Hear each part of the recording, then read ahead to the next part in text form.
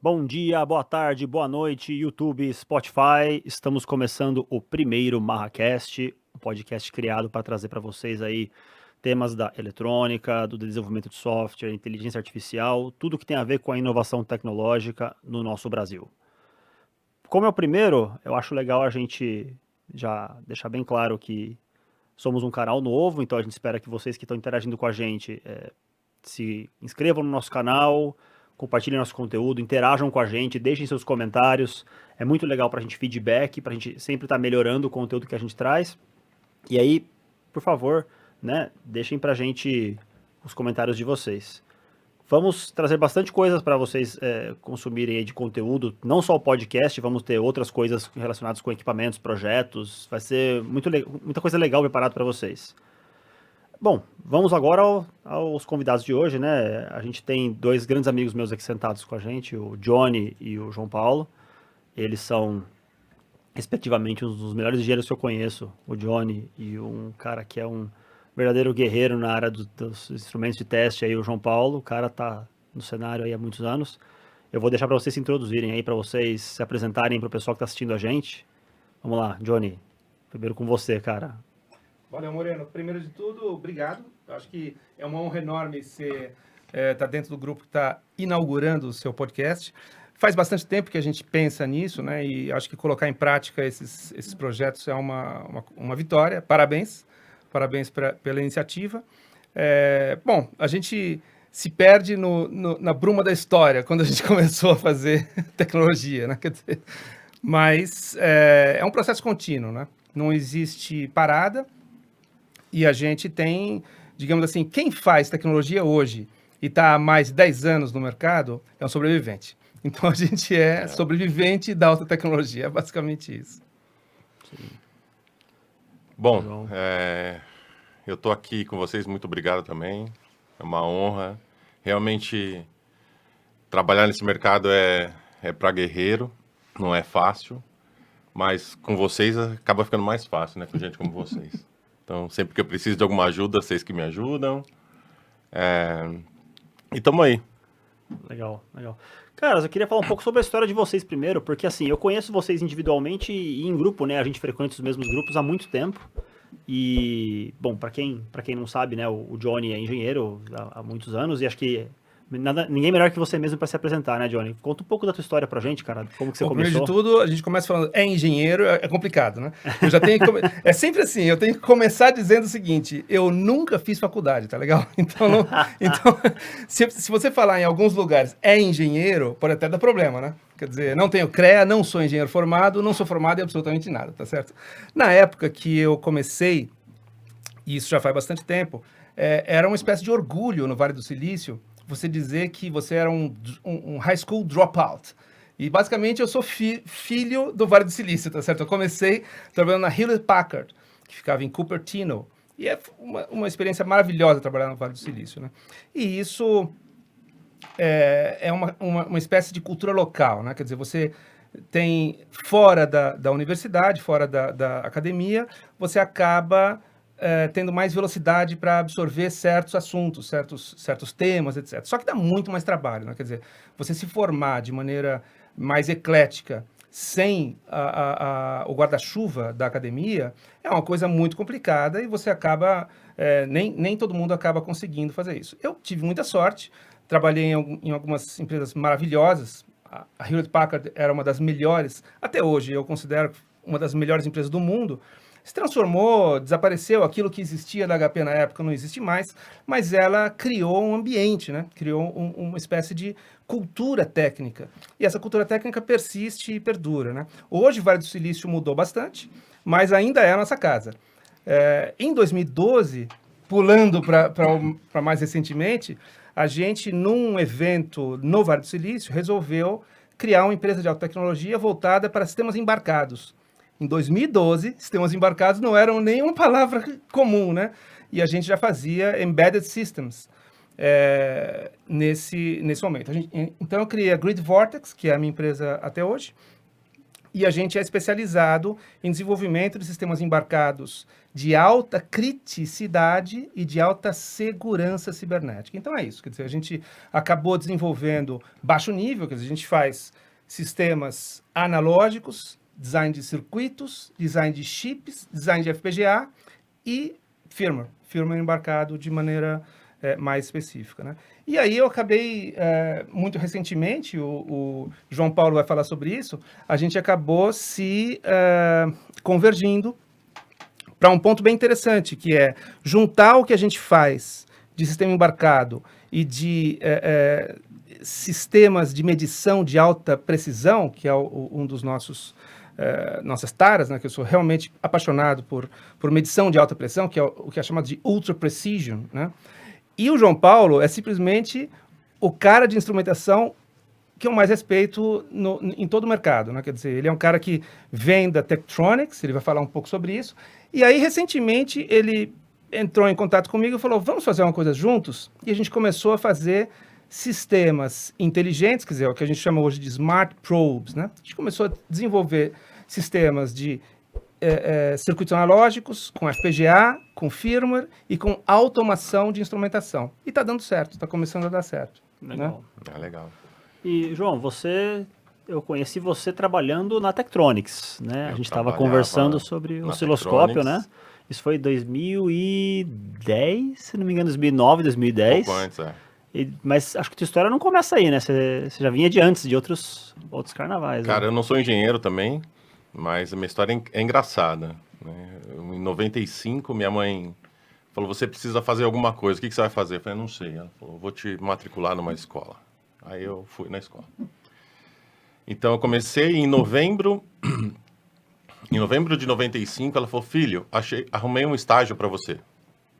Na empresa, como que ela falou? Tectoy. Tectoy. Foi legal, bora lá. Vai lá, é tal lugar, vai lá fazer a entrevista. Cheguei lá para fazer a entrevista, era a Tektronix, mas eu não tinha a mínima ideia do que era a Tektronix. Olha, para quem não tá na mesma geração, que já deve ter pessoas que estão já de outras gerações, a Tectoy era uma empresa de brinquedos muito famosa, né? Fez um monte de videogame legal pra caramba, trouxe e nacionalizou, né, o Master System, Mega Drive. E a Tektronix é outra empresa completamente totalmente diferente. E aí eu cheguei lá, fazer entrevista com uma pessoa, né? Na verdade, antes de fazer a entrevista, minha mãe é baiana, então quando ela veio para cá, ela ajudou uma família a criar uma criança, né?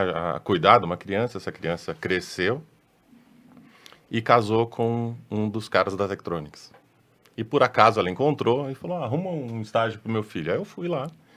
E chegando lá, ele falou, você conhece o osciloscópio? Eu falei, cara, nunca vi. E multímetro, esse eu já vi.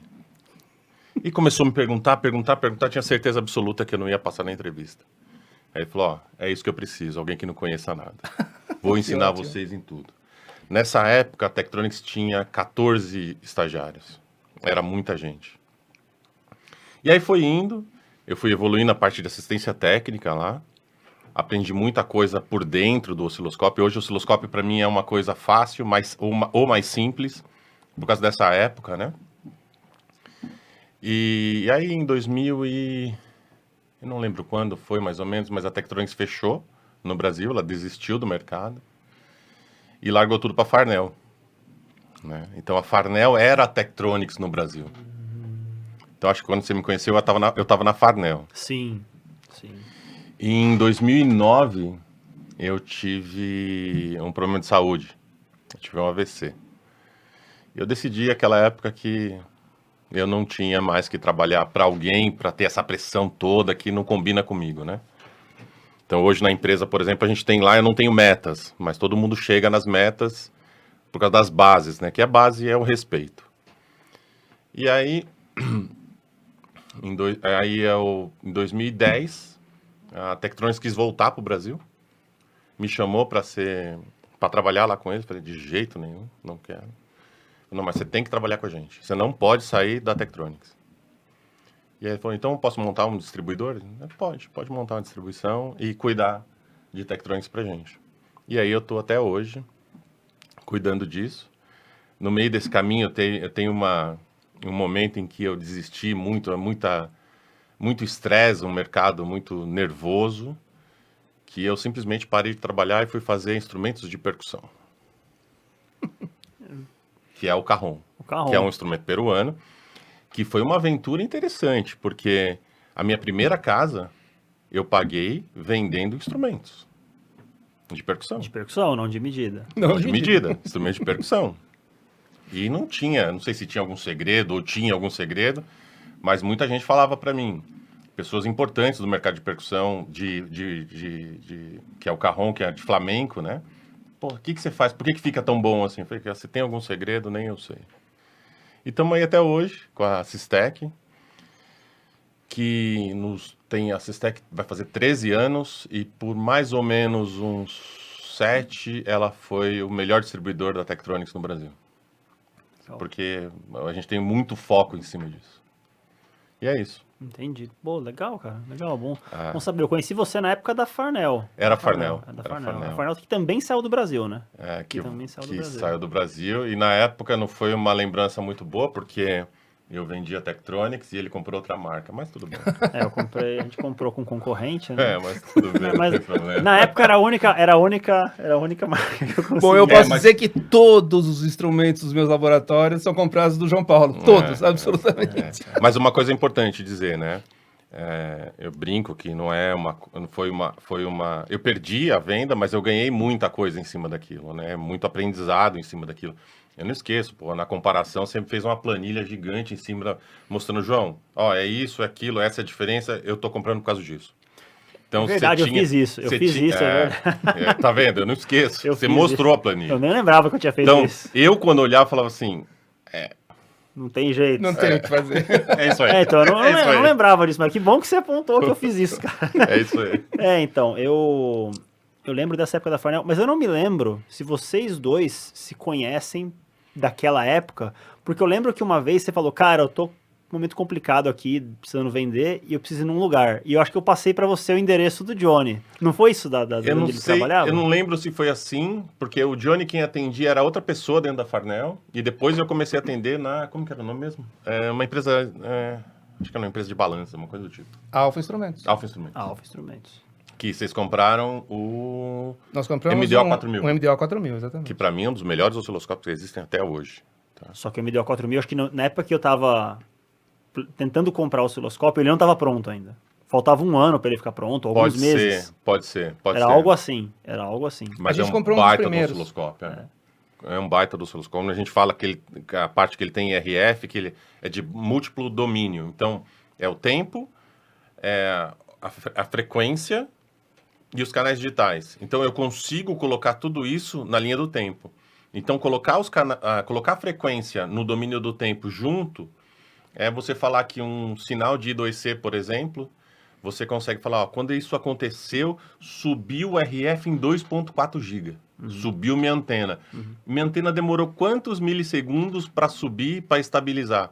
Então, quando você tem uma máquina desse jeito, é interessante por causa disso. Então, eu gosto desse osciloscópio, porque ele é pioneiro nisso, além de ter sido um brasileiro que ajudou a fazer, que é o Marco Silva, que é de Pelotas, mas está na Tektronix. Não está mais hoje na Tektronix. Perguntar se ele continua lá. Não continua, nem sei onde ele está, mas cara espetacular e trabalhou muito tempo na Tektronix. Essa linha de instrumentos, ela revolucionou a forma de criar instrumentos ou de criar sistemas, né? Quer dizer, você pode perceber o seguinte, esses instrumentos de múltiplo domínio e que juntam eletrônica analógica, né? Quer dizer, a visão de sinais que o osciloscópio naturalmente te dá, esse foi o nascimento do osciloscópio como necessidade de eletrônica, é você poder ver o que está acontecendo lá dentro, então ver a coisa analógica. Quando você junta isso com um analisador de sinais, um analisador lógico, né? Todos os MDOs e os MSOs, eles têm, e não só da Tektronix, né? Isso inaugurou um tipo de instrumento que não existia antes, que é você juntar a parte digital com a parte analógica. E os analisadores de protocolos, né? Isso a gente usou a exaustão, por exemplo, na Alpha Instrumentos. Todos os meus engenheiros tinham uma versão menor do MSO, que era o MSO 2014, e o MSO grande, digamos assim, usado para fazer debugging de software, etc. Então, eu sempre defini o seguinte, se você é um engenheiro de sistemas embarcados, o seu sistema de debugging é um osciloscópio. É isso aí. É isso. A diferença entre software embarcado e software normal é o seguinte: você usa o que para debugging? É um osciloscópio? Então você é um engenheiro embarcado. É isso. E eu acho que o MSO, quem começou, eu não vendo eles porque eu tenho alergia. Não é outra coisa. Eu tenho alergia. Hoje é Excite, que foi Agilent, que foi HP, né? Então, acho que quem começou com os MSOs foram eles. Se eu não me engano, foram eles. Possivelmente. Os primeiros instrumentos que foram a junção do analisador lógico com os osciloscópios. Né? Keysight que é uma longa sombra hoje do que foi um dia HP, né? Porque era HP, daí virou Agilent, depois virou Keysight. Eu estava na empresa quando aconteceu exatamente isso. Quando a Agilent foi criada, foi um spin-off do nosso departamento de TIM, né, de Test and Measurement. Nessa época, eu era um dos pouquíssimos funcionários da HP no Brasil, que era HP internacional. A gente chamava de ICON, a Intercontinental Hewlett Packard. E nós éramos da divisão científica. Internamente era chamada da SID, o Scientific Instruments Division. Então, eu era especialista de espectrometria de massa, espectroscopia, de cromatografia de gases e tal. E esses instrumentos a HP desenvolvia de cabo a rabo, né? Então eu fazia firmware de sistemas de cromatografia que usavam Z80 dentro desses instrumentos. Enfim, longa história curta, a HP criou muita coisa de ciência, né? Ela tinha laboratórios científicos que criavam conceitos científicos novos e fazia instrumentos em cima desses conceitos. Hoje o mercado é bem mais segmentado, não existe mais essa amplitude de expressão de uma única empresa, né? Mas é um setor. Hoje, aquilo que eram as grandes empresas, tipo HP, Varian, a Digital Equipment Corporation, elas se especializaram um pouco mais, mas o setor ainda preserva isso. E a Tektronix, ela é uma dessas sobreviventes, quer dizer, ela foi uma das primeiras e pioneiras empresas, junto com a Hewlett Packard, né? Só que ela continua sendo Tektronix, ela não perdeu seu DNA original. E a gente tem, quer dizer, o que seria do ambiente de tecnologia e da própria inovação em si, se não fosse essa tradição, né? Então, é um ponto interessante de reflexão aqui o seguinte: muita gente, quer dizer, hoje já não mais, talvez, mas até um pouco tempo atrás, você tinha aquele negócio eu sou da época do analógico. Então você é uma pessoa ultrapassada, né? Eu sou do analógico. Não, eu sou do digital. O que acontece é o seguinte, jamais existiu isso é puro bullshit, é pura invenção, né? Que esse processo o mundo analógico, o mundo digital, é quase que uma divisão de marketing. O fato de verdade é que se você não domina os processos, por exemplo, da eletrônica analógica, você está incapaz de inovar nos novos conceitos de tecnologia. Quer dizer, quando você fala de 5G, por exemplo, tem muito conceito analógico, muito conceito dos algoritmos de controle, algoritmos de DSP, algoritmos de síntese de sinais. Se você não dominar o ambiente analógico de precisão, não dominar os sinais analógicos em si, você não consegue realmente fazer alguma coisa de inovação. E quando você tem um osciloscópio decente, né, de 1 GHz, 10 GHz, é um instrumento caríssimo, né? E ele ainda é essencial. Quer dizer, você não consegue trabalhar no ambiente analógico sem ter instrumentos bons analógicos. Isso é uma coisa que eu ia perguntar. Você estava comentando comigo antes da gente começar que para você a pandemia não trouxe tanto problema para você se adaptar a desenvolver em casa.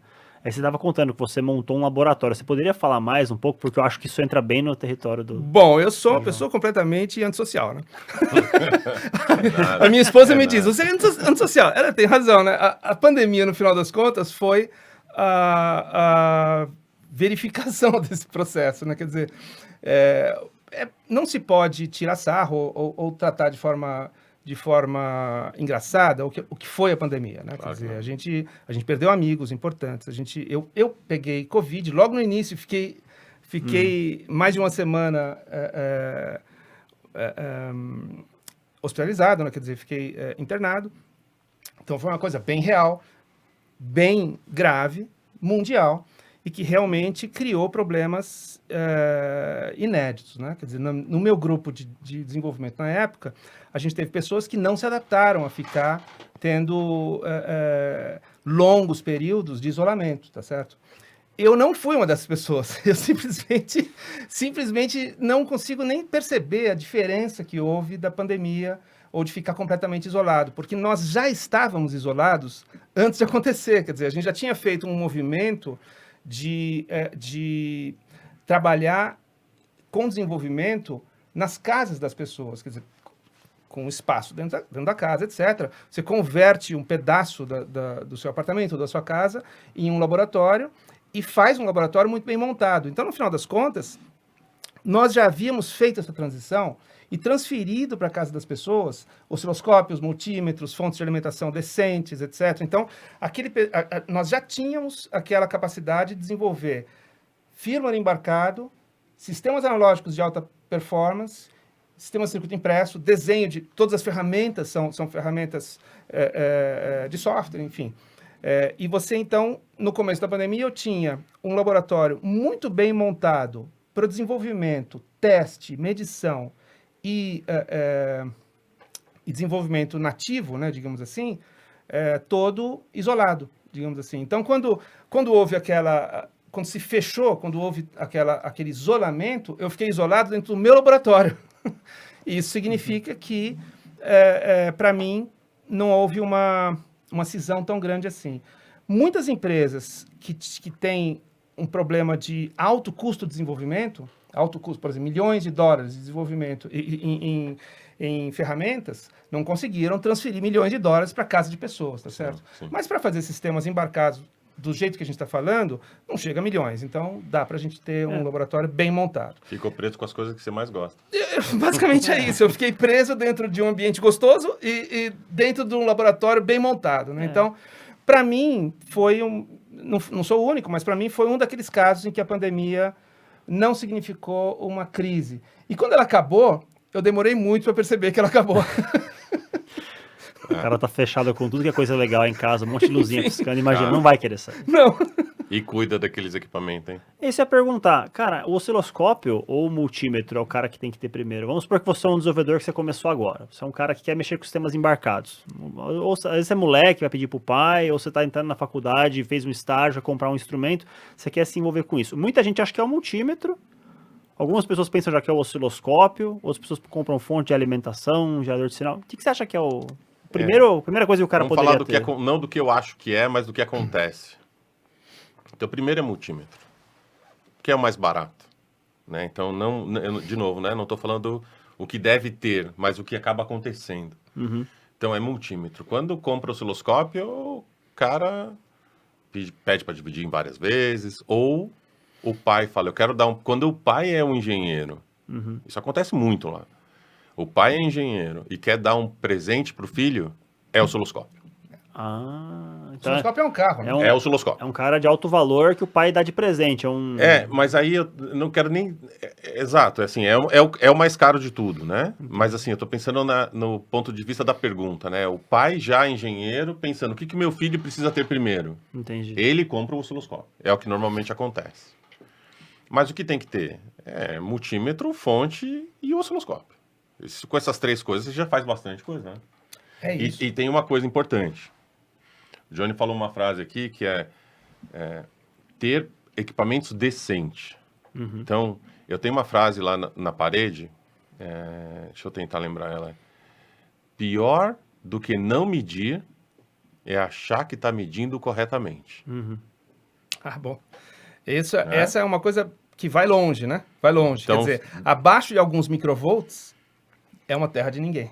Porque assim, quando você tem um equipamento que você acha que está medindo certo, e o equipamento é um equipamento ruim, você acha que está medindo certo, ele te leva para caminhos totalmente tortos, né?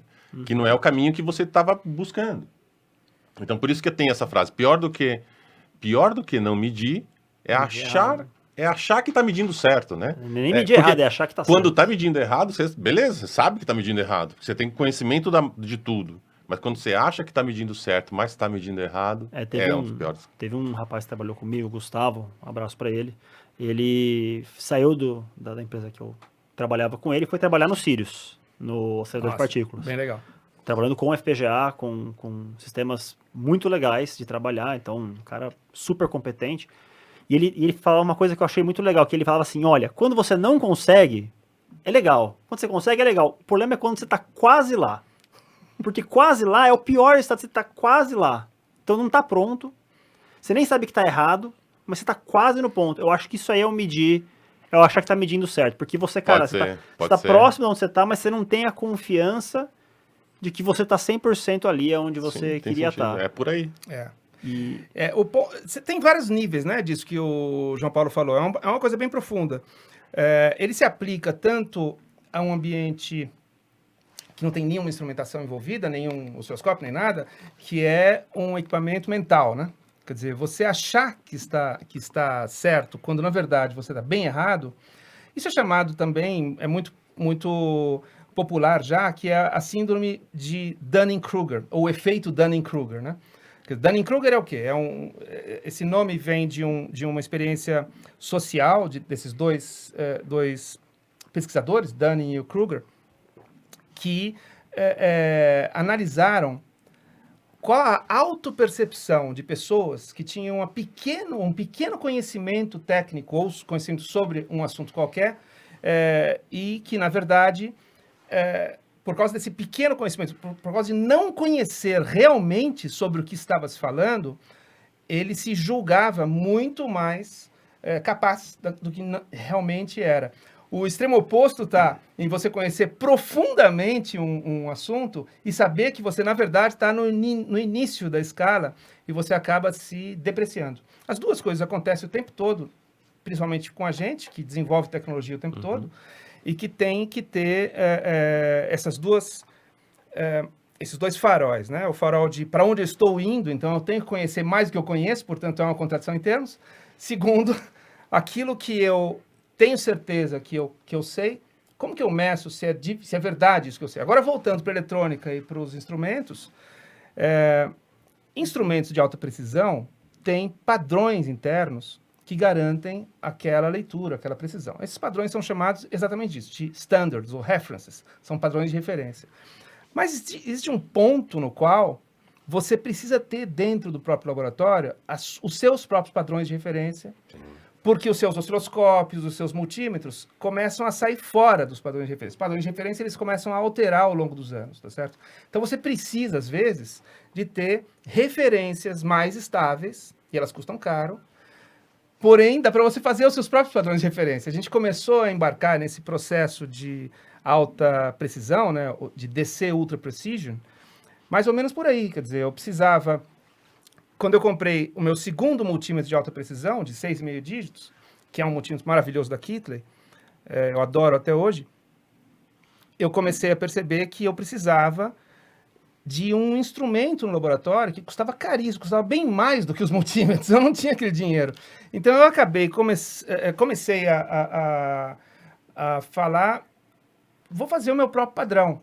E em um certo momento isso deixou de ser viagem, deixou de ser loucura, para se tornar realidade. Eu comecei a comprar os componentes corretos de referência e comecei a fazer circuitos de verdade. Hoje eu tenho um padrão de referência no laboratório que a gente já calibrou com um calibrador Fluke corretamente. Eu fiz esse é um circuito que eu fiz em casa, na verdade, numa plaquinha perfurada. Tem um nome, né?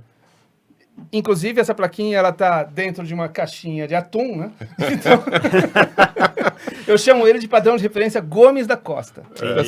Entendi. E o que acontece é o seguinte, há 3 anos, ele se mantém dentro de uma janela de 10 microvolts de referência. E ele é usado todos os dias. Ele simplesmente não é desligado nunca, ele é mantido numa temperatura constante, e ele é mais preciso do que os meus multímetros de precisão. Quando você fala referência, ele é uma referência de tensão? Ele é uma referência de tensão. Ele é uma referência de 5.000000. Ele tem 1 ppm de variação, né? Ele tem um ruído, por exemplo, menor do que um ppm de variação de ruído. Ele tem 1.3, 1.5 microvolts de ruído. O que acontece aqui? A perseguir a excelência, perseguir por exemplo, uma coisa como essa, que é você ter uma referência dentro do laboratório, ele, no final das contas, leva você a ter que conhecer mais sobre o assunto, né? No final é isso. E isso vai de encontro àquilo que o João Paulo acabou de dizer, quer dizer, disse lá atrás, que é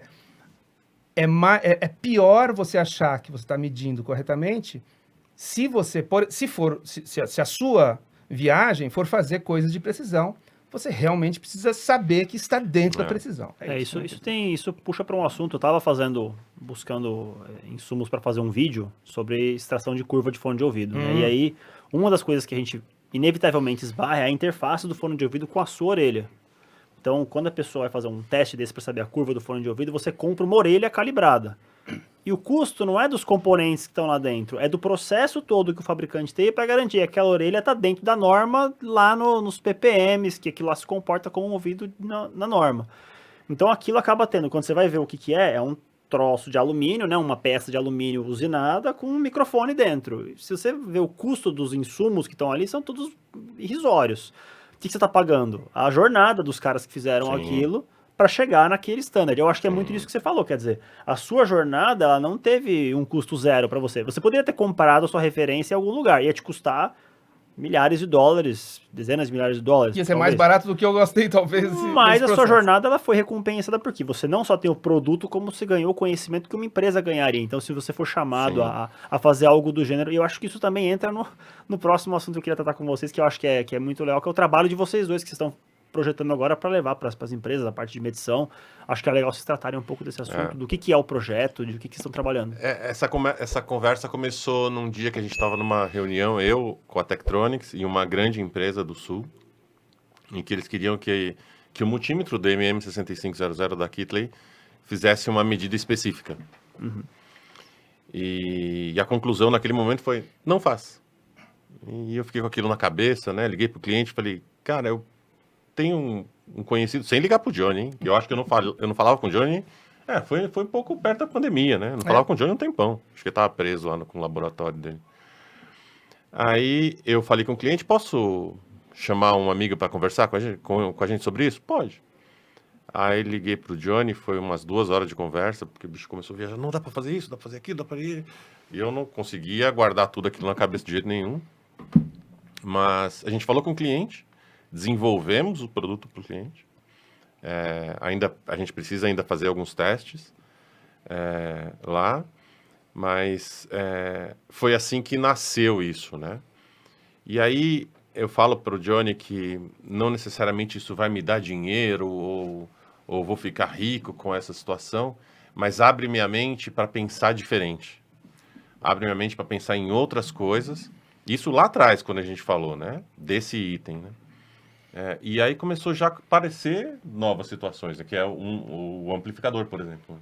Sim. O que, de fato, ficou bem claro quando a gente começou a falar sobre isso, e a gente começou a fazer... Bom, quem está no mercado para desenvolver sistemas para um ambiente de alta tecnologia já tem alguns vícios, né? Esses vícios são de estudar o mercado, fazer uma análise de correlação, fazer uma análise de viabilidade. Porque aquele produto não existe ainda, porque eu estou tendo que fazer. Exatamente. Peraí, se o produto não existe, tem algum problema. Se ninguém está fazendo isso... Ou não serve para nada. Exato, ou não serve para nada, ou não se ganha dinheiro nenhum. Exatamente. Ou não é viável, etc. E, de fato, essa é exatamente o caso aqui, né? Existe uma quantidade enorme de nichos, essa é a própria definição do nicho econômico, tá certo? Em que a quantidade de esforço de tecnologia para implementar aquelas soluções dentro daquele nicho versus a quantidade de a demanda mundial, ela é completamente inviável para uma empresa como a Tektronix, por exemplo, ou como a Keithley. A Keithley desenvolve um equipamento, ela tem que vender 1 milhão de equipamentos. E ela não vai desenvolver uma solução para 10 mil, ou para 5 mil, ou para menos de 1.000 clientes, tá certo? Só que esses equipamentos, sofisticados, eles são extremamente flexíveis, né? Quer dizer, eles são Software Defined Measurement, ou seja, você consegue desenvolver software dentro do equipamento e ele passa-se a desempenhar com uma inteligência embarcada de definição de novas coisas que o equipamento não fazia antes. Então o instrumento ele vem genérico, Sim. ou com as aplicações mais comuns do mercado, quer dizer, se for um multímetro, por exemplo, ele mede tensão, corrente, faz histograma, média, as coisas que a gente está acostumado a ver no multímetro, mas ele tem a capacidade de você scriptar ele para ele fazer mais do que o fabricante originalmente tinha pretendido. Exatamente. E é bem interessante essa história, porque o scripting language que a Keithley acabou adotando, foi também um scripting language muito usado por games, por exemplo. Vários games têm camadas de scripting internas para desenvolver a estratégia do jogo, etc. E uma das linguagens usadas nesse processo de scripting é chamada de Lua. Lua é uma linguagem desenvolvida no Brasil, né? No Rio de Janeiro, na PUC Rio, que foi quem definiu, foi o pessoal que definiu essa linguagem Lua para resolver problemas do Centro de Pesquisa da Petrobras e de visualização de dados da Petrobras. Isso já está falando no início desse processo, que é antes dos anos 2000. E hoje, Lua já está na sua versão 5.x e é uma linguagem realmente poderosíssima. O que acontece é o seguinte, esses equipamentos da Keithley que o João Paulo falou, eles têm 2 processadores de 32 bits poderosos e rodam Lua para o próprio instrumento. Quer dizer, as telas que o instrumento mostra, etc., as próprias definições internas, além do FPGA que ele tem pesado lá dentro, são esses 2 processadores rodando Lua e capturando os dados e mostrando esses dados para você. E você tem acesso às classes originais e tem acesso a todas as funções internas para você definir novas funções do instrumento. É basicamente o que a gente começou a fazer. A gente começou a desenvolver software embarcado e scripts mais inteligentes dentro dos instrumentos que permitem fazer isso. A gente também tinha, naquele momento, como toda empresa tem, um processo de desenvolver os próprios scripts em Python, por exemplo, para controlar os instrumentos do laboratório. E acabou que juntou as duas coisas e isso virou uma nova unidade de negócios. Uhum.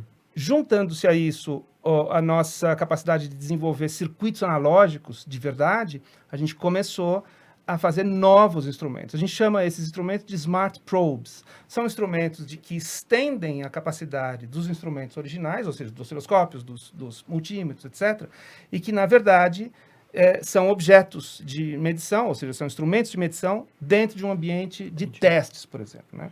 Um dessas coisas que o João Paulo acabou de mencionar também, na indústria automotiva, a gente descobriu que é um desses nichos, né, que você acabou de dizer. Há uma necessidade de você, por exemplo, gerar sinais, e existem instrumentos para fazer isso, são instrumentos chamados de geradores de formas de onda, ou Arbitrary Function Generators, né? Os AFGs, eles são bem poderosos, bem flexíveis, só que eles não têm potência de saída, tá certo?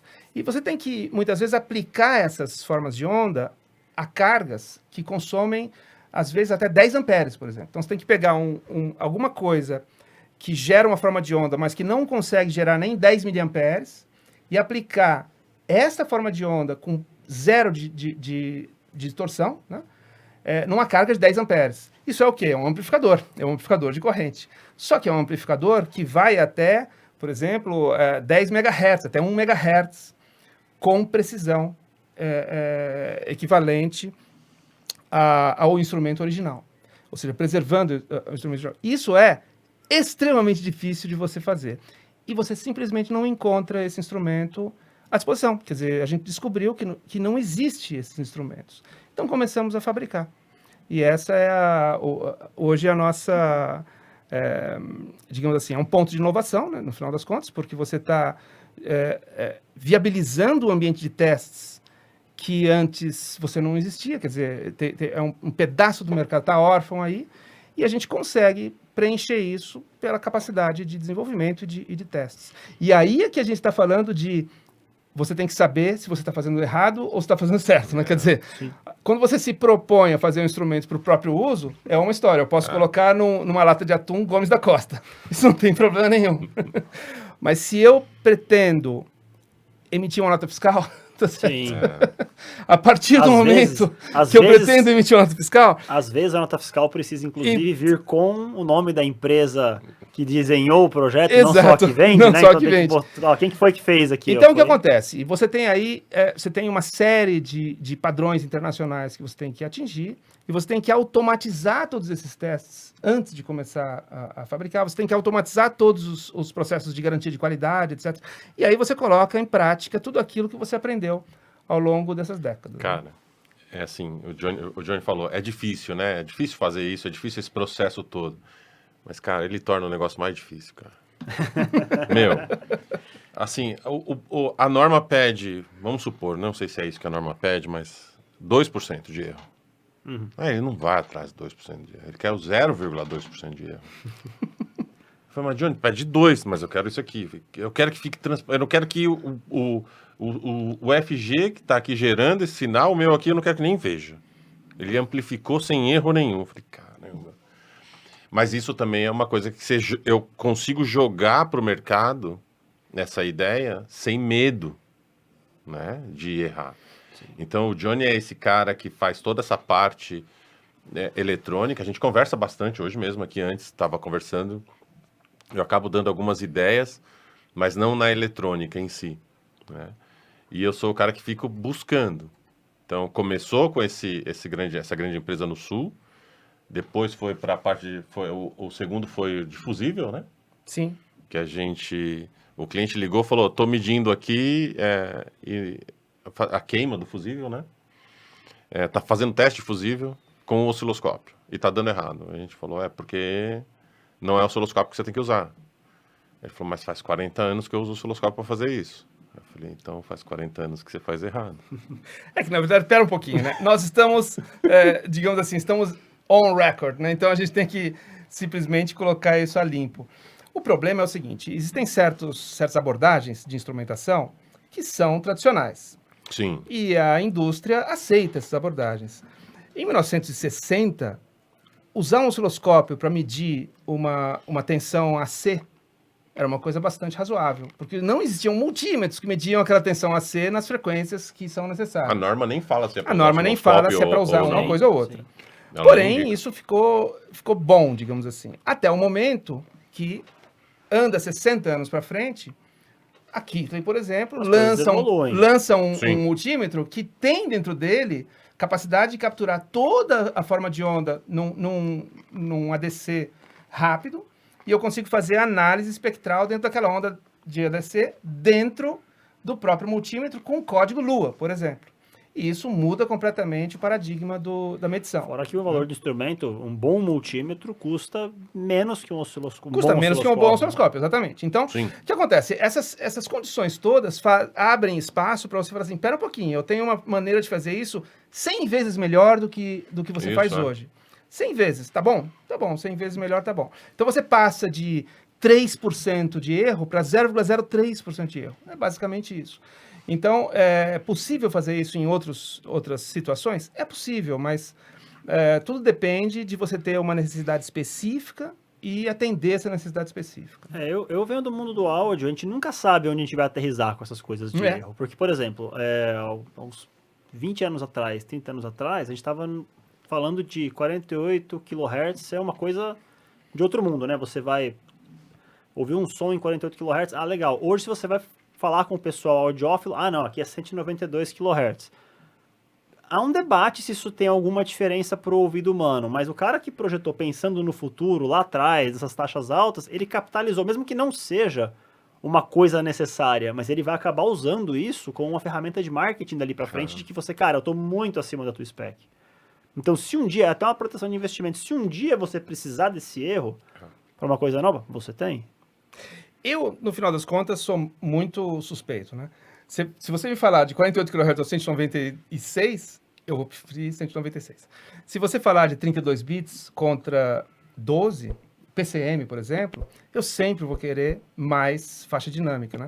E há uma discussão bastante razoável e que é, na minha opinião, a abordagem melhor, que é você olhar a faixa dinâmica que você tem dentro de um certo ambiente. Em amplificador analógico, existe um conceito que é pouco compreendido, mesmo pelos audiófilos, que é o limite de slew rate daquele sistema. né? Quer dizer, o quanto que aquele amplificador, dentro da potência, você está falando de 400 watts RMS, por exemplo, é extremamente complexo você conseguir 20 kHz de taxa de subida da forma de onda, no slew rate correto, em 400 watts RMS. Isso é uma limitação física importante, né? Então, do lado da captação dos ADCs e dos DACs, acontece também isso. Quer dizer, se você tem um ambiente voltado para frequências até 40, 60, 100 kHz, 200 kHz, e você tem ali 24, 32 bits de sinal, com 200 kHz de banda passante, você certamente vai ter a necessária slew rate, a necessária taxa de mudança para representar aquele áudio até o ultrassom necessário para você não ter uma resposta ruim na área audível. E eu acho que isso faz diferença, sim. Quer dizer, eu não consigo ouvir, o meu ouvido é simplesmente um lixo, mas certamente faz diferença. Quer dizer, eu ouço o áudio no osciloscópio e ali eu consigo ver. É um pouco disso que vocês estão falando. Hoje em dia, a Tektronix tem osciloscópios de 6 e de 8 canais. 8 canais. 8 canais analógicos, né? 8 canais analógicos. Meu Deus. E a gente fala muito, a vida inteira, 2 ou 4 canais, né? É o que a gente fala. Então, a gente se adaptou aos 2 ou 4 canais. Clientes que compram de 6 e de 8 canais voltam sempre falando assim, eu nunca pensei que seria bom ter 6 canais. Mas Agora usou? Não, agora eu não vivo sem 6 canais. Então. Você sabe que eu raramente uso mais do que 2 canais. Isso foi então, uma mas coisa deixada no meu cérebro, porque a gente aqui eu acho que é uma coisa do Brasil, né? Ou não vem esses instrumentos mais caros, ou eles vêm com um preço tão alto. Hoje eu tenho um osciloscópio de 4 canais, mas você vem se com um adapta. preço tão alto que você fala, cara, eu vou viver com 2. E você fica pensando, eu vou racionar o número de canais, porque eu não vou usar. E você vê lá, tem uma ponta de prova e 3 canais vazios. Às vezes você precisando de mais canal para tirar a medida. E você fala, cara, é um bloqueio mental, deixa eu botar mais ponta de prova aqui. E tem a ver também com a forma de você projetar as coisas. Quer dizer, em software, vamos mudar completamente o ambiente agora. Em software, existe uma metodologia muito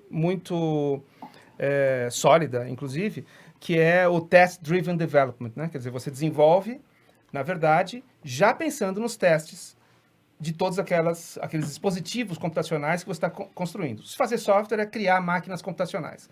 Então, você vai criar boilerplates e máquinas computacionais. Você vai, ao olhar para aquele ambiente de desenvolvimento com um ambiente orientado para testes, antes de escrever o código, eu já sei como eu vou testar aquela funcionalidade. Então, eu crio parte da minha máquina computacional, é uma máquina de medição. Então, você não faz software sem você criar a medição daquilo que você está fazendo integrado no próprio software. Em analógico ou em eletrônica, de forma geral, isso também acontece. Quer dizer, você faz test-driven development de circuitos analógicos, tá certo? Sim. Desenvolvimento de circuitos orientados para teste. Isso significa... E eu fiquei viciado nisso. Quer dizer, quando você tem múltiplos canais, tanto de múltiplos multímetros e múltiplos canais analógicos de osciloscópio à sua disposição no ambiente, você acaba colocando conectores de teste ao longo do seu circuito. Sim. E eu uso microconectores de RF para teste analógico DC mesmo, porque eles são bem pequenininhos. Então, você tem um conector de 2 milímetros e você pode interceptar pontos nodais importantes dentro do seu circuito, que são pontos de observação. Isso vai para a produção, inclusive. Isso faz parte da placa final. Isso significa o seguinte, a qualquer momento eu penduro 16 canais de Logic Analyzer, mais os 4 canais de áudio, mais os 2 multímetros, simultaneamente. No FL na placa. Então, o que você faz? Você pega coloca um conector micro FL. Vamos supor, você tem lá um circuito que você fez de amplificador, e você fala, eu quero fazer um probe disso no osciloscópio. Ao invés de você botar test point, se você vir com o probe do osciloscópio, você faz o seguinte, bota um FL, tira um cabinho, igual quando fazer a Anatel, então. Quando você tem que conectorizar sua antena. Exatamente. Você põe lá o FL, puxa um cabinho, então você não precisa mais fazer aquele negócio de pôr a ponta de prova, soldar fiozinho, você bota um micro FL lá e a coisa sai para tua. Sim. Você sai com um pequeno umbilical dentro do seu enclosure, da sua caixa, sai com um pequeno umbilical. Na ponta você tem os micro FLs para SMA, por exemplo. E o adaptador SMA para BNC, etc. E óbvio, aí você já tem todas as suas pontas de prova do osciloscópio, não com a pontinha de prova com o chapéu de bruxa, né? Você tem todos já conectorizados para BNC, para entrar no BNC de saída direto Isso no foi... osciloscópio. Você usou isso nesse amplificador que vocês estão Eu uso isso para absolutamente tudo. Entendi. Como chama esse amplificador de vocês? Tem um nome já? Chama-se AMP10. AMP10. Engenheiro é uma coisa AMP10. impressionante, né? A gente tem uma dificuldade pra... Porque ele tem 10 amperes de saída. Ponto. Assim, Ponto a simples. criatividade nossa acaba quando precisa criar o nome da empresa, né? Acaba, Vocês tiveram muita sorte de botar um nome que não é o de vocês. O meu aqui é sempre botando o meu nome. Mas é nas muito coisas. legal, né? Eu Ah, sempre mas- boto... Mas Marra é bem legal. o meu tem um ponto, o Systec tem um ponto. O Tech é de Tektronix, porque eu brinco que se eu fizer um exame de sangue, tem excesso de Tektronix no sangue. Certeza. Eu acho Minha que- roupa de dormir é uma camisa da Tektronix. Mas eu vou Meu falar, pai tá? dorme. Mas a Tektronix é uma empresa focada em fazer boa engenharia. Eu acho que eles têm as prioridades corretas para quando fazer, por exemplo, osciloscópio. Então, quando a gente foi falar de osciloscópio, né, eu lembro que o viés deles, a gente tinha algumas coisas que a gente debateu na época, mas eu acho que a coisa que pegou foi, cara, a gente está fazendo para você desenvolver, a gente não está aqui só para brigar com o concorrente que ele tem, a gente não tem. É um território que um precisa diferenciar do outro, que no fim são caixas com uma tela e pontas de prova para medir coisas. Sim. Se todas elas forem iguais, só vai sobrar uma. Então elas têm que ter os seus pontos Sim, fortes, Sim, fracos. sim. E eu acho que assim, até que ela fala, cara, tudo bem, a gente talvez não ganhe do cara nisso aqui, mas a gente tem uma categoria de clientes em mente que é o cara que desenvolve, que tá lá na bancada e precisa capturar as informações deles. E é uma coisa que eu acho que falta, por exemplo, essa criatividade ou esse viés nos instrumentos que a gente recebe, por exemplo, a galera compra um instrumento no AliExpress, por exemplo. Comprou, sei lá, o osciloscópio via AliExpress, porque às vezes o cara não tem dinheiro, não tem Sim. grana. Como- Vou comprar isso no Ali, né? Não tenho grana, vou comprar no Ali. Aí veio lá o osciloscópio, parece uma salada de todos os instrumentos que o cara pegou um Excel lá e foi ticando. Eu tenho isso, eu tenho aquilo, eu tenho... Meu instrumento tem tudo, mas aí vai ver o instrumento não faz bem nada. Tem tudo no papel, mas não faz bem nada. Vocês acham que essa invasão de instrumentos de fora, da China, ou na realidade nem é tanto da China, mas de empresas que talvez não tenham tradição no ramo de teste de metal, vocês acham que isso atrapalha um pouco tanto o design quanto sei lá, quanto... Eu acho que o que atrapalha um pouco não é a empresa que está vendendo. O que atrapalha um pouco é a gente que está comprando. E eu não estou falando de equipamentos China dos bons. Não estou falando disso. Estou falando dessas coisas mais simples ou ruins até, que acabam não servindo para o cara. Tem né? placa, Falando... o cara tô falando no desses. Ali, ele vende uma placa e escreve, isso aqui é um osciloscópio, claramente uma placa com fio soldado, o cara tá Isso. chamando de osciloscópio uma coisa que não é um instrumento de medida, é disso que a gente tá falando, não é do aparelho acreditado, bonitinho, é do que o cara acha que é um osciloscópio e não é. Mas tem gente que olha isso aí como um osciloscópio. O Entendeu? problema não é a China, né? Já deixou de ser há muito tempo. No final das contas, a China é o país que mais forma engenheiros do que todo o resto do mundo combinado, que mais fabrica instrumentos novos do que todo o resto do mundo combinado e cujo PIB é maior do que, o tecnológico pelo menos, do que todo o resto do mundo combinado também, né? Então, há muitas Chinas, e eu não sou especialista em China, mas o que a gente está falando aqui é que mudar o foco de não é não é o supply side, mas é o demand side que é o problema, ou seja, quem está comprando que é o problema, não quem está vendendo, concordo plenamente, quer dizer, e remete um pouco àquilo que a gente falou no início da nossa conversa, né? Quer dizer, perfeito, eu vou comprar uma plaquinha que custa $10, $15, e que tem um ADC de 16 bits, com capacidade de 1 mega samples por segundo. Isso pode ser um osciloscópio? Pode. O cara não entende os limites. O problema é o seguinte, eu tenho que saber o que eu estou comprando, quer dizer, eu tenho que conhecer, porque o perigo aí não é da Tektronix. O perigo não é que ele perdeu uma venda de osciloscópio, o perigo é que quem comprou e eventualmente confia naquele sinal para tomar decisões baseadas em cima do sinal, esse é um problema importante. Então, é necessário quando você tem uma amplitude maior de opções, você tem que ser um pouco mais conhecedor dessas opções. É só isso. Quer dizer, eu compro muita coisa da China o tempo todo. Quer dizer, todos os dias, basicamente, eu compro coisas, tanto do Brasil quanto da China, coisas que são entregues hoje à tarde. Então, eu tenho as lojas da Santa Ifigênia que eu ainda ligo e os caras entregam componentes hoje à tarde e tal. E tenho coisas que eu compro da China que vão ser entregues no mês que vem. E tenho coisas que só podem ser compradas em lugares específicos. Por exemplo, equipamentos Tektronix. Não vou comprar da China. Por quê? Porque não faz sentido isso. Não faz sentido. Então, e outra coisa, eu vou gastar mais do que, não sei, X mil reais para um osciloscópio, eu preciso comprar aquele que, pelo menos eu sei que está dentro das necessidades do que eu preciso, tá certo? Então, realmente, vou ter que gastar um Tektronix. E a grana é muito elevada. Mas faz sentido. Quer dizer, para mim é como carro. O osciloscópio dura 10 anos no meu laboratório. Eu ainda tenho um osciloscópio de 2013, 2014. Quer dizer, ainda tem um Mac de 2012. Quer dizer, então, o que acontece é que a relação com tecnologia, muitas vezes, tem a ver com a usabilidade daquele item, né? Quer dizer, enquanto o meu Mac rodar LT Spice em tempo real, ele é um ótimo instrumento para usar dentro do laboratório. O que seria, então, uma analogia para o computador é se você pegasse um computador, sei lá, o pior laptop que existe, que tivesse uma expectativa dele de um aparelho muito mais caro e você se enganar que aquilo que você comprou vai te dar o mesmo comportamento e tomar decisões em cima daquele resultado pior, que você vai obter, né? Você compra um laptop de R$2.000 e assume um projeto de inteligência artificial com treinamento de modelo com aquele instrumento, com aquele Não, vou treinar meu laptop de 2.000 e vai ficar pronto esse ano. Exato, aí você assina um contrato que você consegue entregar aquela coisa em tanto tempo. Quer dizer, o problema é o seguinte, quando nós estamos falando de ferramenta, a ferramenta não é um bem de consumo, a ferramenta é um fim, é um meio para um fim, tá certo? Quando eu começar a olhar a ferramenta somente como bem de consumo, eu deixei de ser um fabricante ou um desenvolvedor. Eu passei a ser um usuário, simplesmente. Aí você pode comprar o que você quiser. Aí tanto faz. Aí não você tem compra porque perigo é bonitinho. nenhum. É bonitinho, é legal, eu gosto disso. Agora, quando aperta o negócio, quando eu preciso de microvolts e preciso dizer contratualmente que aqueles microvolts estão dentro do contrato, eu preciso de alguma coisa que meça microvolts com rastreabilidade ou alguma coisa assim, né? Quer dizer, aí é que a metrologia entra no processo, o Inmetro entra no processo, os padrões de calibração, esse tipo de coisa, né? Agora, olhando a sua pergunta como negócio, como empresário, né, e de um lado mais positivo, isso é bom.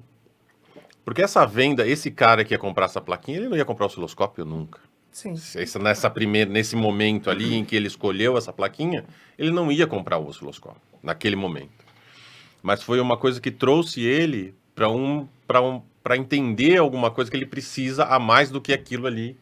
Então, aquilo aí provavelmente vai mostrar para ele, olha, você precisa de algo melhor, você precisa avançar. Então, comercialmente, pode até ser bom isso aí. Sim. Você quer ver um exemplo, que é um exemplo completamente fora do padrão ou não intuitivo? Existem algumas empresas na China que vendem componentes arrancados de placas, ok? Não é nenhuma enganação. Já trocamos muita informação. Exatamente, sobre não é nenhuma enganação. O componente vem com as perninhas cortadinhas, estanhadas ainda e arrancadas da placa. Tá bem claro que foi arrancado da placa. A sucata brasileira existe. Você anda na Santa Efigênia, tem lá as caixas de papelão. Por exemplo. Só que na China é muito mais amplo. Mas o que acontece? Existe uma classe de componentes, que é uma classe de, por exemplo, componentes militares ou componentes de ultra precisão. Existem resistores, por exemplo, que vêm com 5 dígitos de especificação da resistência, ok?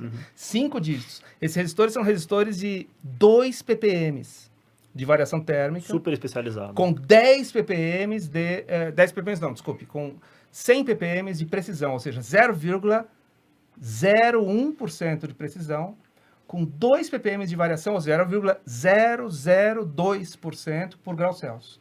Esses resistores são caríssimos, tá certo? E acontece que essas empresas que retiram esses resistores de placas de alta precisão, por exemplo, vendem no mercado a um preço menor. E o que acontece é que, na verdade, esses resistores vendidos por algumas dessas, não são todas, né? Tem aquelas que são realmente lixo e sucata, mas tem algumas empresas que não só retiram e medem esses componentes, como fornecem eles dentro de uma janela de precisão muito melhor do que 0,01%. Por exemplo, standards de tensão, ou seja, referências de tensão. São componentes que são também relativamente caros, tá certo? E que têm que ser colocados em operação durante 2 anos antes de você poder usá-los no instrumento de alta precisão. Por quê? Porque a tensão de um componente desse que sai da linha de produção de semicondutores, nos primeiros 2 anos, ela varia mais do que o datasheet diz que é o long-term drift daqueles componentes. Tem empresas na China que vendem esses componentes retirados de multímetros velhos. Faz o break-in do componente. Faz você. o burn-in de longo prazo desses componentes. Enfim, aí você tem que comprar 20, 30 componentes desses, testar no seu laboratório, deixar mais um ano funcionando para ter certeza que o drift dele de um ano está dentro daquele negócio, e aí você passa a usá-lo. Tá certo? Então, o que acontece? Você não vai encontrar uma empresa dessa nos Estados Unidos. Você não vai encontrar uma empresa dessa na Europa. É um mercado muito duro, né? Para você fazer isso. Mas você tem engessado. aquela empresinha na China que faz exatamente isso. Então, essa efervescência de milhares de empresas ligadas no ambiente industrial de alta densidade é o que fez da China o que ela é hoje.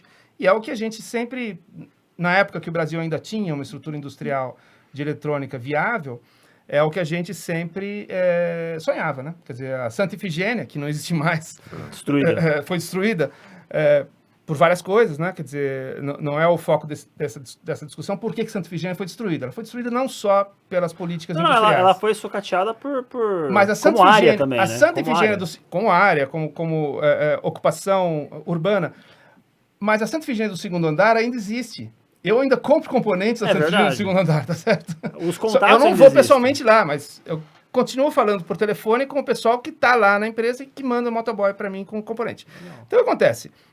China é um negócio bem profundo, bem complexo e tem o seu ambiente no desenvolvimento atual, tá? Uhum. E, assim, hoje a gente já tem essa taxa nova aí de 50%, não é nova, né? 50% está sendo forçado aí.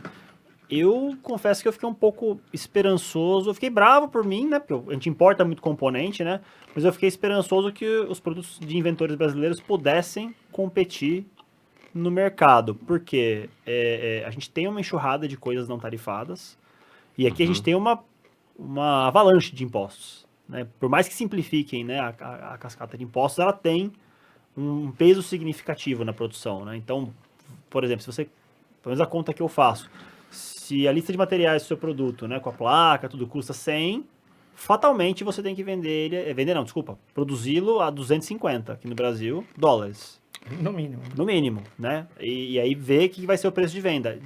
E aí o cara compra um produto acabado de fora, sem pagar o imposto de importação, eu acho isso... É sacanagem. Sacanagem. Lógico que é. Ao mesmo tempo, quando o meu é tarifado, eu não gosto, né? Então, eu acho essa uma dificuldade ainda para a gente, né, de emplacar produtos. Então, por exemplo, eu acho que isso até volta no produto de vocês. É um desenvolvimento nacional que se protege de alguma forma de fora, vamos supor que copiem o produto de vocês, nesse estudo que vocês fazem aí, da precisão, dos materiais, do estudo... Estar muito acima da spec é uma vantagem competitiva até para se proteger de fora, né? Sim, a diferenciação é importante em todo o mercado. Nesse caso aqui, a diferenciação pela dificuldade do projeto, né? Projetos podem ser tão simples ou tão complexos quanto necessário. Para você garantir um budget de erro, ele tem que ser mais complexo. Sim. Ele tem que passar a usar componentes, quer dizer, circuitos que não são absolutamente simples, eles precisam de várias decisões econômicas, etc. E assim que os nossos produtos forem duplicados, como acontece em todos os lugares, por exemplo, eu fui comprar recentemente uma balança de medir pessoas, balança residencial, porque a gente tem que medir continuamente, pesar todos os dias o meu sogro, que tem insuficiência cardíaca.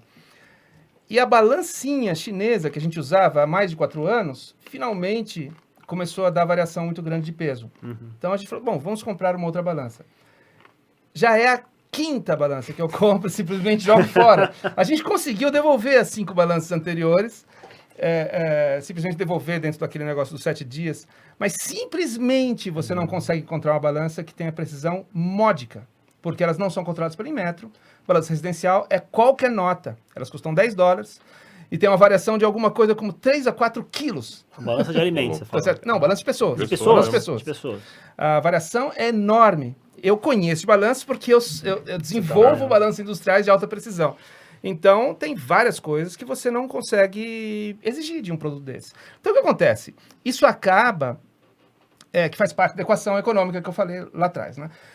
Impostos e taxação no ambiente industrial em que você precisa realmente faturar e produzir, é quase sempre uma solução de mais proteção para a indústria local, tá certo? Isso é uma verdade. Porém, há um ponto importante e polêmico, importantíssimo de ser discutido, esse é o momento correto, inclusive, da inovação na alta tecnologia.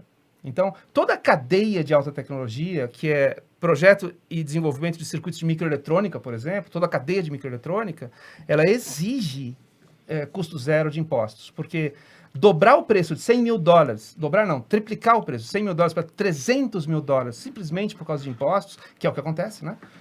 Fazer um chip qualquer, ou uma solução integrada de ASIC, mesmo que seja uma solução de FPGA muito avançada, facilmente custa aí mais $100 mil. E isso se traduz facilmente para $300 mil com impostos. E garantir o impostos líquidos zero em toda a cadeia de desenvolvimento de microeletrônica, essa é uma das bandeiras atuais do MDIC, por exemplo, que falou já, colocou no própria resolução de reindustrialização do MDIC, reindustrialização baseada na indústria 4.0, etc. Uma das verticais é a eliminação completa de impostos da cadeia de inovação de microeletrônica. E isso é fundamental. Que hoje, quando você é um inventor particular, ela cai inteira sobre a gente, né? Cai inteira sobre a gente. Então, se você olhar para o cara que tem um laboratóriozinho bem montado e que gasta ali uma grana elevada de componentes eletrônicos todo mês, todos os dias, comprando da China, esse cara vai sofrer. Tá andando com a âncora no pé. Está andando com a âncora no pé, sem dúvida nenhuma. Então, esse é um ponto que, para quem é desenvolvedor, é muito difícil você discutir de mente aberta, né? Mas para o industrial que precisa fabricar e que tem que pagar IPI e ICMS, não tem nenhuma opção de você não fazer isso, sim, isso é uma questão de proteção industrial. E a proteção industrial é importante. Né? Você ia falar Eu acho que proteção industrial ele pode diminuir os nossos impostos aqui, né? Isso te protege também contra o cara lá de fora, né? Deixar você mais barato, que é um pouco disso que você está fazendo, que você está falando. É difícil você fazer proteção industrial barateando impostos, né? Quase sempre o que os governos fazem é o contrário disso. Quer dizer, barateando no Brasil. Sim. Fazer com que os impostos de importação do equipamento finalizado incidem, enquanto que os impostos de fabricação na cadeia de fabricação são menores, sem dúvida nenhuma. É isso. Então, tem coisas que eu vejo que o governo faz que há anos que eu não consigo entender. Então, a USP, por exemplo, compra com isenção de impostos quando ela faz importação direta. Sim. Mas quando compra da gente aqui no Brasil, não. Qual que é a diferença? Esse é um problema antiquíssimo da política industrial que nunca foi resolvido recentemente. Eu estou fomentando lá fora, a empresa que está lá fora vendendo, mas não estou fomentando no Brasil. Né? Você imaginaria que um órgão público brasileiro compraria daqui? Aí, você, por exemplo, tem capacidade de montar uma empresa para desenvolvimento de alguma coisa. Por que essa empresa eu não equiparo ela a uma escola, por exemplo, e dou isenção de impostos também, que é mais ou menos disso que você está falando? Isso sumiu, né? Isso existia... Talvez até exista e eu não conheço. Não, existiam projetos do governo que, se você se alinhasse aos objetivos do governo para aquele ano, para aquele edital, você conseguia uma verba para inovar, mas tem que é igual o projeto artístico. Mas sem isenção de impostos. Não é isenção de imposto. Você entra com... entra com dinheiro para financiar teu projeto. Ainda existem vários projetos de fomento tecnológico. Mas secou bem, né? Tem secado bem porque... Bom, não podia ser... a gente desceu ao fundo do poço, mais baixo que isso era impossível. Então, é aquele negócio.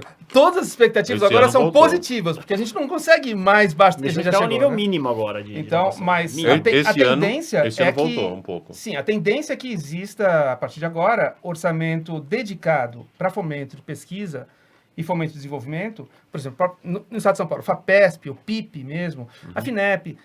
Quer dizer, existem sim verbas de fomento a fundo perdido. Existem verbas de fomento, por exemplo, a Embrapi é uma dessas situações onde você tem um projeto de pesquisa e industrialização em que um investidor entra com matching funds, ou seja, o investidor entra com 50% e o governo entra com 50% a fundo perdido dentro daquele processo. Você tem vários programas desse tipo. Na prática, para empresas pequenas e para desenvolvedores individuais, por exemplo, esses programas são inacessíveis. Na prática, são inacessíveis. Não tem. Eu procurei. Procurei para mim e nunca achei. Sim. É na raça. Não existe nada do governo hoje que fomente uma ideia vinda de um cara no laboratório dele, aprendi eletrônica, desenvolvi um produto que cura uma necessidade, todos os impostos, todo o ônus cai em cima desse cara, e ele precisa financiar tudo ou arrumar alguém que financie o projeto dele, até aquilo começar a andar. E muitos morrem no meio do caminho. Por isso que eu falei, se você faz tecnologia, desenvolve tecnologia em algum nível de industrialização, neste momento, você é um sobrevivente sagaz, né? Um sobrevivente guerreiro. Isso me lembra muito da época que eu comecei a aprender, que era a dificuldade que eu tinha de acessar kits de desenvolvimento, placas, componentes, que era uma coisa que você falou da Farnell lá, acho que no papo que a gente teve antes, era uma empresa que preenchia um espaço aqui, né? E que, o estoque era gigante. Porque hoje, o combustível do Maker, o Maker hoje eu considero ele como sendo a força de popularização. Não tanto da parte de alta tecnologia, mas o Maker hoje é o motor de aparecer muita coisa no Brasil, de produto pra gente comprar e tal. É porque essas pessoas curiosas por eletrônica têm a vontade de ir lá mexer. E a Farnell teria talvez se beneficiado se estivesse hoje, porque poderia fornecer para esses caras. Porque hoje não tem loja, né? As lojas são pequenas, ou são dropships, ou são AliExpress. Hoje quem atende o Maker são lojas menores, né? São lojas menores. Eu acho que não. Olha, o mercado inteiro se modificou ao longo dos últimos 10 anos, né? Quer dizer, o que aconteceu com a Atmel desde 2012... foi destruída, né? E até antes, né? Não, a Atmel, ela foi comprada, né? Não foi destruída, ela foi comprada pela Microchip, né? Então, a Atmel que fabricava os AVRs e que foram os motores dos primeiros Arduinos, o Arduino primeira versão, etc., deu origem a todo uma novo impulso de robistas, né? Robistas sempre existiram desde 1950. Você pega Popular Electronics de 1950, você tem lá circuitos feitos com transistores e bastante coisa mecânica que eram de robistas, eram coisas bem interessantes. Sempre existiu esse processo dos robistas. Hoje é o movimento dos makers. A Atmel foi uma das catalisadoras desse movimento no mundo inteiro, porque ela descobriu, e depois a Microchip e as outras empresas, ST Microelectronics, a NXP, enfim, todas as grandes fabricantes de semicondutores acabaram entendendo, do ponto de vista de marketing, que o movimento de makers era um movimento de marketing valioso para essas empresas introduzirem seus próprios chips e seus próprios sistemas no ambiente mainstream. Mas ele sempre foi separado do mainstream, né? Que você tinha o desenvolvedor de alta tecnologia de empresas muito bem estabelecidas, empresas que faziam eletrônica industrial, e você tinha até, e continua em um certo momento, em um certo grau existindo isso, você tinha o ambiente de makers sem essas exigências industriais importantes. Então, o Arduino não é uma coisa que você vai colocar no núcleo de um instrumento de alta criticidade, por exemplo, de segurança crítica. Por quê? Porque ele não é capaz de atender ao ambiente de safety, né? De functional safety ou ambiente crítico. E o que acontece é que isso acaba sendo um revés, acaba sendo um problema nesse ambiente de desenvolvimento, nas ferramentas e tudo mais, e nos kits de desenvolvimento de makers que passam a ocupar originalmente voltados para uma prova de conceito, só que nunca aconteceu de verdade que a transição da prova de conceito para um produto final fosse feita, agora a gente vai fazer com engenharia de verdade. A gente fez aqui, até agora, muito rapidamente, uma prova de conceito. Agora a gente vai fazer com engenharia de verdade. Isso não acontece. Quer dizer, uma startup entra com uma prova de conceito no mercado e ela vai fabricar aquela prova de conceito e entregar. Isso é o que a gente vê bastante, né? É igual instrumento, né? Se for pensar, foi igual o papo do instrumento que a gente teve agora. Quer dizer, a gente tem pessoas com uma expectativa errada em cima de uma plataforma que é educacional, se você for no pensar. Final é né? isso. É isso, né? Mas enquanto plataforma educacional, ela tem um valor enorme, tá certo? Por exemplo, muito do que eu faço hoje por exemplo, quase que a totalidade de IP que eu estou criando nesse momento, de FPGA, voltado para o mercado de embarcados, de sistemas embarcados, eu publico como open source. Né? Quer dizer, eu acho que fazer software e hardware open source de alta qualidade é uma contribuição importante. E isso veio, em grande medida, pelo modelo de makers, tá certo? Mas é uma coisa diferente, quer dizer, a gente está falando de open source hardware e open source software de alto valor agregado, ou seja, de realmente, digamos, complexidade e valor intrínseco elevado, mas que a comunidade pode utilizar e isso reflete para você também. Quando eu lanço, por exemplo, um IP em VHDL, que eu desenvolvi internamente, por exemplo, um algoritmo de criptografia que pode ser colocado dentro de um FPGA para hash, para SHA-256, por exemplo. Eu publiquei isso no OpenCores, isso já há mais de 10 anos, né? Eu publiquei no OpenCores e recebi de volta centenas de testers daquele ambiente que encontraram alguns bugs e eu consegui corrigir esses alguns bugs. Alguns dos meus circuitos entraram em projetos da NASA e da European Space Agency, como blocos de VHDL, parte de um projeto open source espacial. A criação dessa comunidade, ela é vital para que a gente tenha feedback também, né? Porque se você não tem um ecossistema rico de pessoas, chips e ideias flutuando, você não tem contrapartida, você não tem peer review, né? Você não tem nada para ver se sua ideia está correta. A vida do desenvolvedor solitário é uma vida muito dura.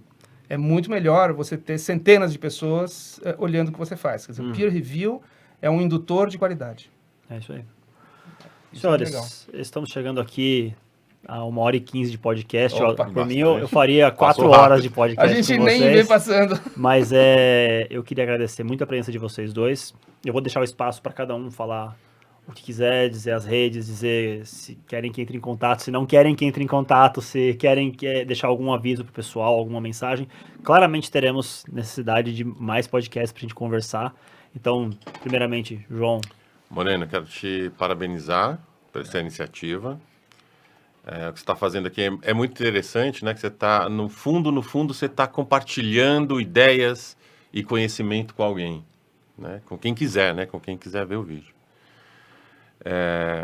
E o conhecimento, eu tenho essa frase também, eu já escutei essa frase, que o conhecimento só é válido quando você passa para frente. E eu dou muito valor para isso.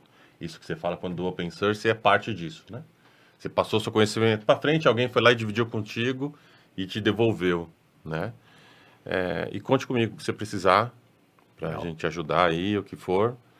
Parabéns, cara. Valeu. Eu que agradeço por ter nos chamado para esse primeiro vídeo. Beleza. Johnny, você, cara. Bom, tenho que fazer coro com o João Paulo. Eu acho que essa iniciativa é uma iniciativa realmente legal. É difícil a gente encontrar esse tipo de abordagem para desenvolvedores, né? Quer dizer, você tem podcasts para todo tipo de público, mas é difícil atingir o público de desenvolvedores e é difícil você resgatar esse cara. Quer dizer, atenção, você não está sozinho. Atenção, você legal. Tem uma comunidade legal. E não é só de open source, não é só de Arduino que vive o homem. Vai além do Arduino, né? Quer dizer, então a ideia aqui é que conectar essas comunidades é realmente um trabalho que merece crédito, né? Você está de parabéns em relação a isso. E, bom, a gente, como você falou, a gente tem uma vivência bem longa, tá certo? Só que o nosso dia a dia continua sendo de batalha. Eu estou à disposição de todo mundo que quiser entrar em contato, ou até... eu não tenho redes sociais. É uma coisa que a gente não falou sobre isso, né? Mas, por exemplo, eu sou um puro sangue off Facebook. Absolutamente nunca tive Facebook na vida. E eu sou das poucas pessoas que... Já conheci uma ou outra pessoa que também nunca teve, mas muito mais pessoas dizendo assim, eu saí da rede, eu não tenho mais rede. Bom, eu nunca tive, tá certo? Mas você tem alguma coisa. Mas tem o LinkedIn, enfim, eu tô no LinkedIn e só. É isso. Beleza, então a gente vai chegar ao fim do primeiro MarraCast, é isso aí. Pessoal, eu peço que vocês novamente aí se inscrevam no canal, curtam o vídeo, levem esse vídeo, se vocês acham que algum conhecido de vocês vai gostar, passa para o conhecido de vocês. Se o conhecido de vocês não for gostar, também passa para ele, que isso leva a nossa mensagem a mais pessoas. Pode ser que ele ache algum tema que ele goste aqui nos nossos. E aguardem, como eu falei, os conteúdos que a gente vai postar nas nossas redes, no Instagram da Marráudio, no YouTube e em breve aí no Spotify. Tudo der certo, esse primeiro já vai estar lá também. E é isso aí, pessoal. Muito obrigado e é isso aí, valeu.